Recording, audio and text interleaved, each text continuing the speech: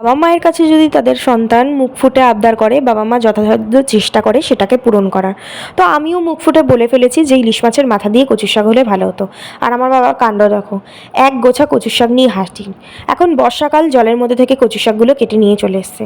বর্ষাকালের কচুর শাক নাকি গাল চুলকায়, যেহেতু জলের মধ্যে থাকে। কিন্তু এগুলোতে আমার কোনো হাত চুলকাচ্ছিল না বা গাল চুলকাচ্ছিল না। বিয়ের আগে বলি বা বিয়ের পরেই হোক, আমার বাবা মায়ের কাছে যদি মুখ ফুটে কোনো কিছু বলতে বাকি, সেটা নিয়েই সঙ্গে সঙ্গে হাজির। তো অফিস থাকে, ছুটি থাকে না বলেই এত কিছু রান্নাও করতে পারি না আর খাওয়াও হয় না। আর মায়ের হাতের রান্না তো অনেক দিন পরেই খাবো, তার জন্য বাবা নিয়ে চলে আসছে।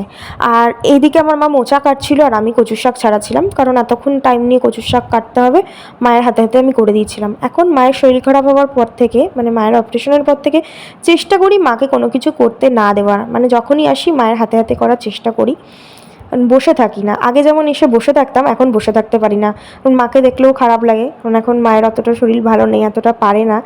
আর তার জন্য আমি করে দিচ্ছিলাম। আর কচুর শাকের মধ্যে অনেক বালি আর কাদা থাকে, তার জন্য এরকমভাবে ধুয়ে নিচ্ছিলাম, কারণ বালি আর কাদাটা যাতে ছাড়িয়ে যায়। হয়তো হাত চুলকায়, কিন্তু আমার হাত চুলকাচ্ছিল না।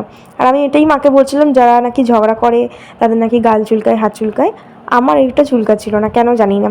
কারণ এইগুলো নাকি খুব হাত চুলকায়, সবুজ কচুর শাকগুলো আর জলের কচুর শাকগুলো হাত চুলকায়।